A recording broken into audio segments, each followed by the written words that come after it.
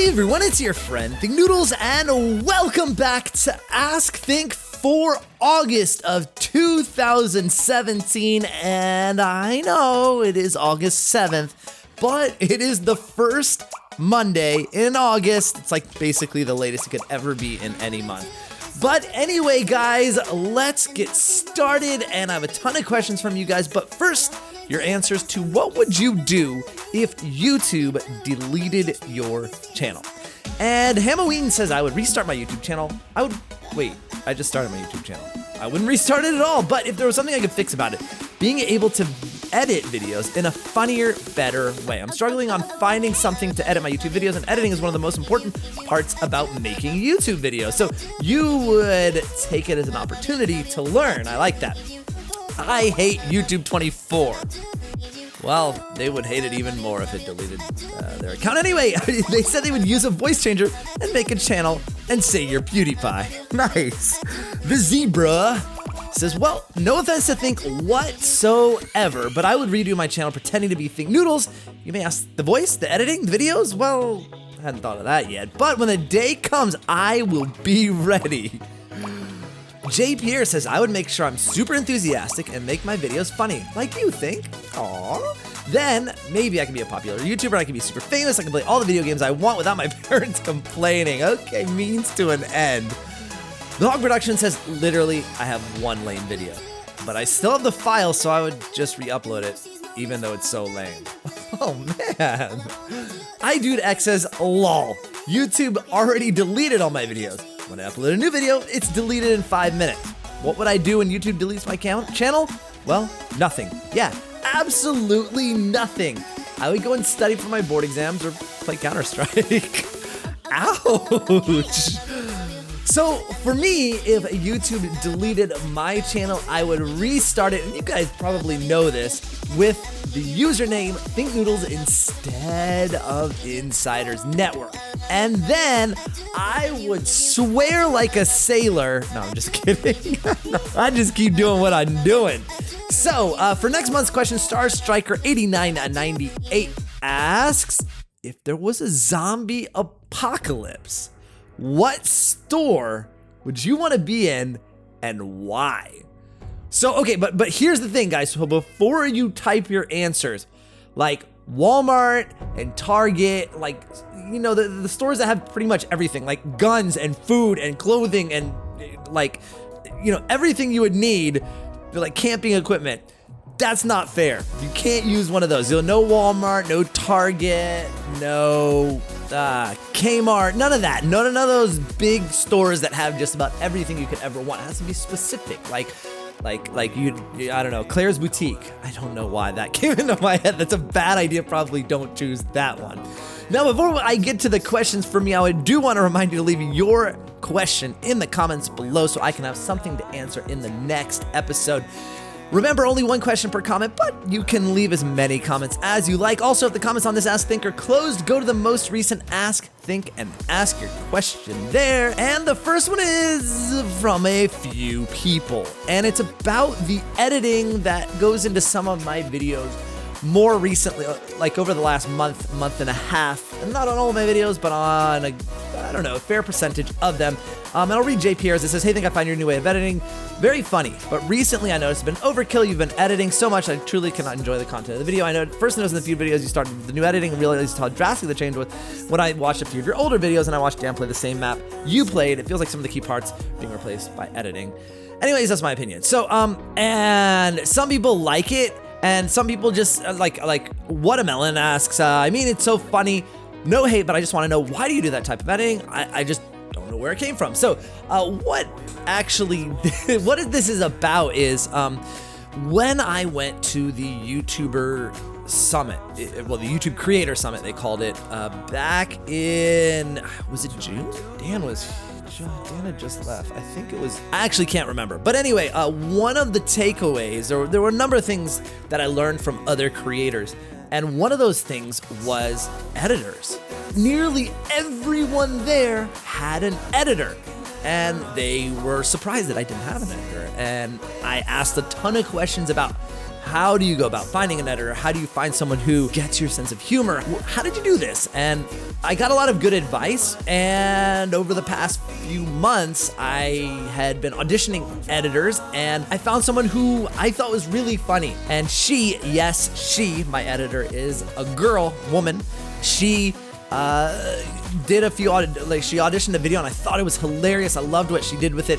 And we've been working together for the past month and a half on trying to get the videos to have a proper balance between my content and my humor and her additional content and humor that she puts into the editing. And I know we've sometimes over-edited, sometimes under-edited, and we're finding that medium. It's gonna take a little while longer because there's 2 people working on these videos now, and I think it has made my videos so much funnier. In fact, like every time she sends me an edit, I watch it back, of course, 100%, because I need to see everything that happened in it and make any corrections. And I find myself laughing at myself because of the edits. Some of them are absolutely amazing, and I love the difference that it's made in my content. Now, might not be for everyone, but I feel like some of the episodes on certain things really, or certain games, it almost changes it into like a piece of entertainment rather than a game. I don't know, it's hard to explain, but I feel like it has elevated some of my content to be more funny, more entertaining, and I hope you guys do as well. I hope you guys continue to give constructive criticism and feedback in the comments on the edits and say, oh, I don't know about that one at 4 minutes and 55 seconds. That was too long of a cutaway, or something like that, instead of, I hate it, don't edit like this, just because there was one particular edit in the video that you didn't really like. I think it's a process, almost an evolution, that we can all contribute to with your comments, with my content, with my guidance to the editor and the editor's sense of humor herself, that can really elevate the content. And I need your help, so please do continue to let me know what you liked, what you didn't like, and we're gonna find that medium where everyone is gonna love it. And then of course, some people don't. I mean, some of the people who love the edits didn't like my content before, thought it was dry, thought it was boring, thought it was slow. So, it's tough, but this is where I think I really want it to go, and I hope you guys will come with me. Now that said, like on Pokemon Brick Bronze and other videos like Pixelmon, I might let her edit. I had her edit a couple of Pixelmon videos, which were cool, but Pokemon Brick Bronze, I'm gonna continue to edit because, Pokemon Brick Bronze is a great series, I love it, but I don't think that it lends itself to that sort of editing. There's a lot about Pokemon Brick Bronze where it's more technical. It's more about the Pokemon themselves. So I'm going to continue to edit those and a few other of my series. Garrett Bartnick talks about the last video where I said I got a Tesla and it's an electric car, it's green and all that stuff. And he said, did you know that Teslas don't help the environment because the power comes from power plants, which runs off coal? Boom, facts. Almost. Almost. That's kind of true. However, it depends, right?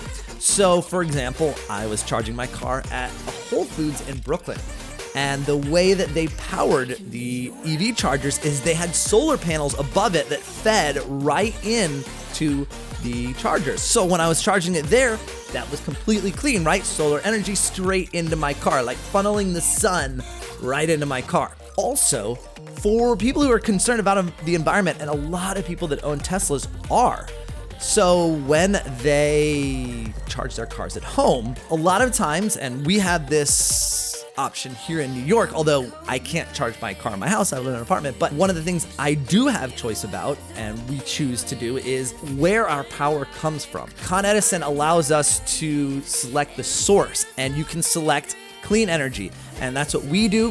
Our power comes from, I think it's wind and solar. So if I were to charge my car at my own house, I would have chosen the same type of power, and it wouldn't have come from a coal power plant. Now, some people don't choose that, and then you are absolutely right. Sushi Ninja 10 says, hey, Think, when you first started your YouTube channel, I assume you were planning on being kid-friendly from the start because your website's CPI, Pop Tropic Insiders, Webkins Insider were made mostly for kids. Anyway, my question is, when you first started adding commentary to videos, especially live commentary, was it hard not to say swear words while recording due to the fact you knew kids watched them? It really wasn't that hard. It just, I don't know, for some reason I have no problem with that. But the hard part was in the beginning was finding out where the line was. What words offended people and what didn't, and things that I didn't think were swearing to some people and their houses were swearing. So I had to learn what was okay and what wasn't okay. And some of those things that weren't okay were really hard to not say. Like now it's so easy for me to say, oh my goodness. But when I first started, I would say, oh my God. And that offended religious households. And so I had to stop saying that. And I think that was the hardest one, because holy crap, I don't want to say because I don't want to get anyone in trouble, but transitioning that to holy cow, not so bad, but the OMG was tough. Vegeta Blue asks, do you worry Kopi would bother your children? And Laxman has the absolute perfect response, and it says, I'd worry about the children bothering Kopi. Now, Kopi is the sweetest dog ever, and she would allow them to do anything to her. Whenever she meets little kids, I mean, they just grab her face, they pull her ears. I mean, they're not really hard, but some dogs might not take well to that, but Kopi is a champ. And Champ and Kopi, get it? Oh, jeez. But yeah, she would not bother the kids at all. And I'm not having children right now, guys, so don't think you missed something or anything like that. Just a question. Ryan Chong asks, hi, will you ever react to your oldest videos? If you answer me, thanks. Well, I sort of did, oh man, I'm trying to remember. I did a video where I watched back my Club Penguin video, my first video. Anyway, but here's the thing, React doesn't work well with my channel because I don't do face cams, right? At least for now. And the only real way to react to my own videos is for you guys to see what I'm actually saying. Because if I was reacting to a video I'd done before, you would hear my voice here and you'd hear it in the video, and it would be really confusing as to what is the part I'm actually speaking, which is the part that's reacting, which is the part in the video, without a face cam. Patchy Poo asks, do you take shampoo bottles from the hotel? I do. Of course I do. My good, who doesn't take the shampoo bottles from the hotel? I mean, unless they smell really gross, the smell that I don't like. There's this one, I forgot. Oh, I don't know. It's this one hotel chain. I just do not like the way the shampoo smells, and that one we leave behind. Salsa asks, will you ever come to VidCon Europe? Because our family can't afford to fly to America, so that would be the only choice I have to meet you. Chance I have to meet you. I know you'll never see this comment, but I'll try anyway. I saw it. So there you go. You were wrong. But I didn't even know there was a VidCon Europe. I thought, because, the one in LA, is it LA? I think it was in LA. Anyway, the one, yeah, it was. It was just called VidCon. It wasn't called VidCon US. So I didn't even know there was a VidCon Europe. I mean, if I were invited in an official capacity and I had a panel or something and a meet and greet set up, then yes, absolutely.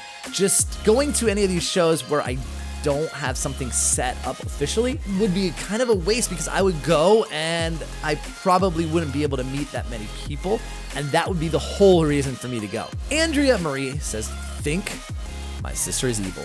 Do you have any advice to make her nicer?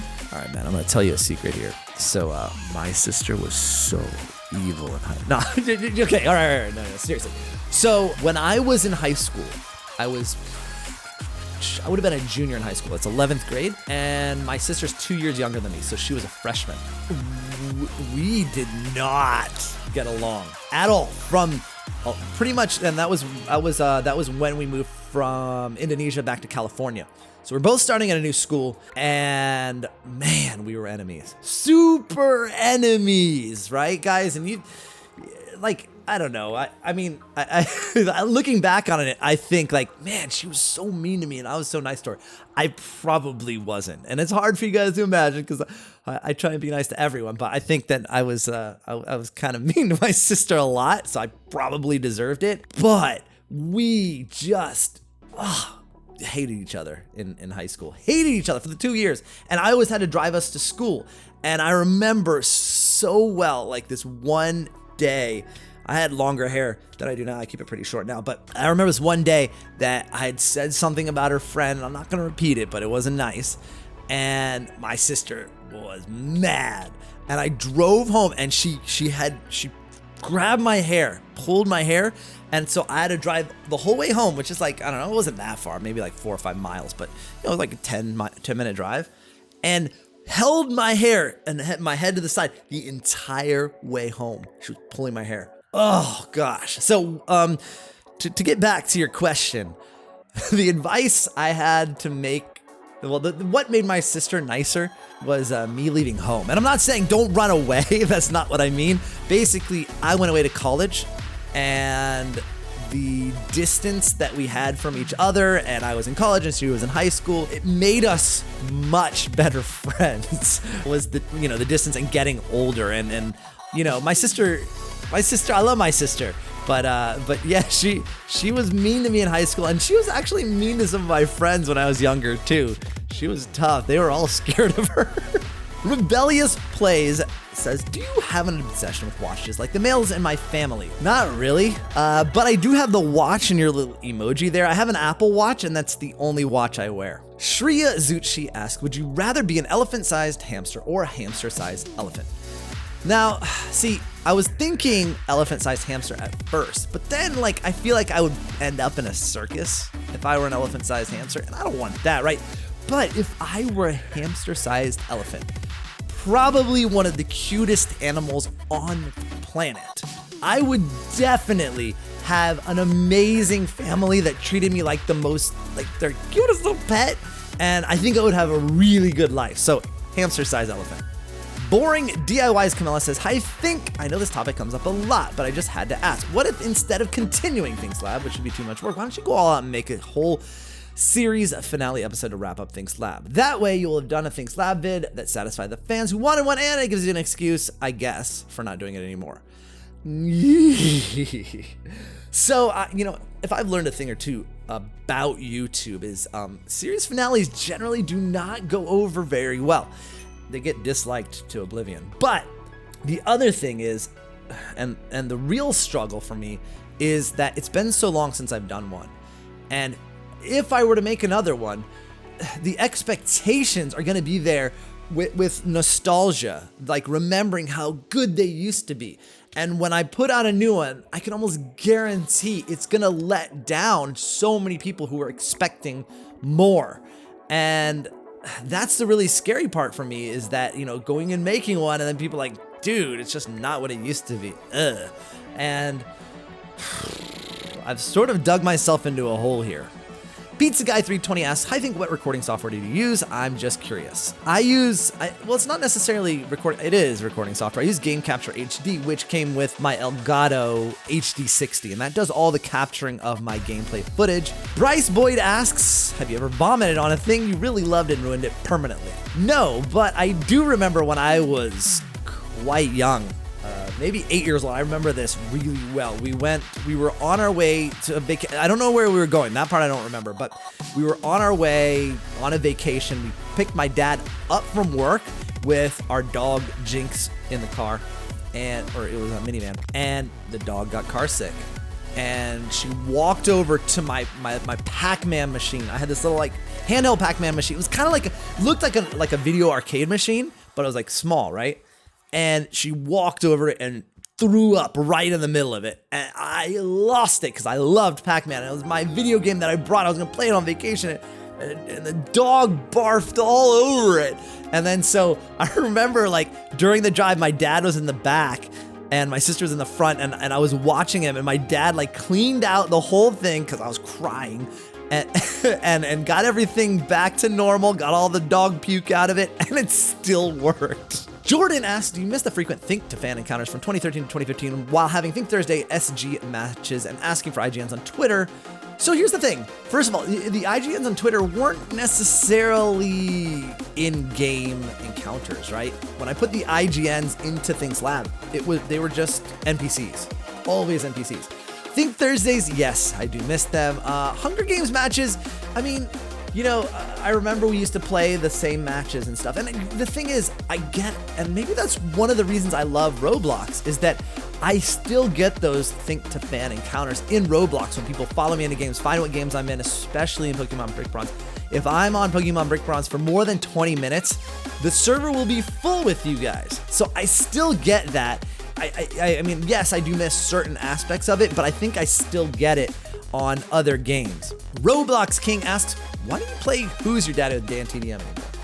Well, we want to.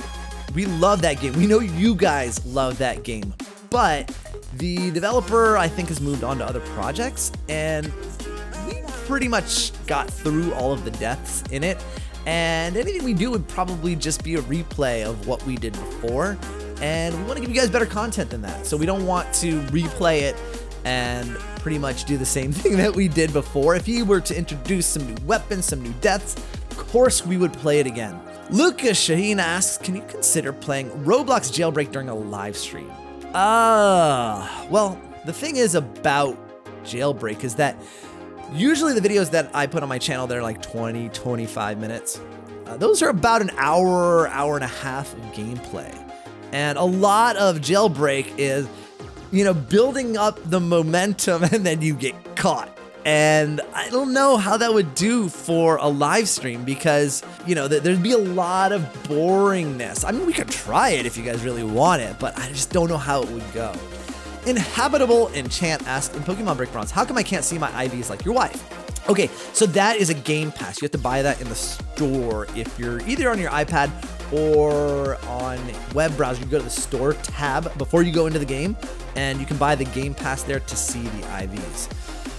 Dr. Bloxicola 124 Shadow asks, would you ever smell your wife Rochelle's feet? No. Nope.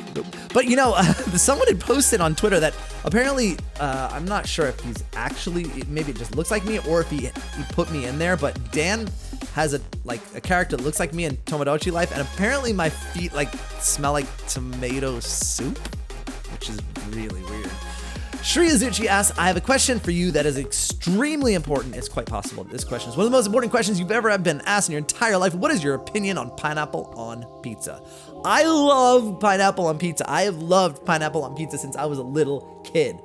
And I think actually everyone in my family loves pineapple on pizza. My dad, my mom, my sister, myself. There's one person, though, that doesn't, and that is Rochelle. She does not really care for, I don't think she hates it, but if we're like, oh, what kind of pizza should we get? That would probably, well, I wouldn't say the last thing on our list because anchovies, but I'd be probably second to last.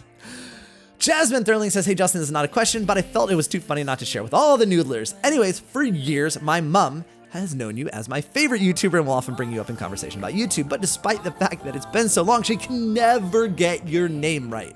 I keep reminding her that it's Thinknoodles, but Mom never seems to remember. When she mentions you, she only seems to remember your outro. So when she'll ask me, do you still watch Noodle On? I'm just like, oh my gosh. But the other day, my mom, brother, and I were having a YouTuber conversation regarding the things happening with Adam, aka Sky Does Minecraft, but you already knew there was a whole Halloween thing slab with Who Stole Your Noodles? Yes, I remember, and I knew she'd bring you up, so I had to mentally prepare myself for the Noodle On to come up, and you know what Mom said? Do you still watch that Mr. Noodlehead? And I burst out laughing, and I said, hey everyone, it's your friend Mr. Noodlehead, and that's all Noodle On. I hope it made you smile. That is amazing. Super Gamers asks, did you say the A word? Please don't.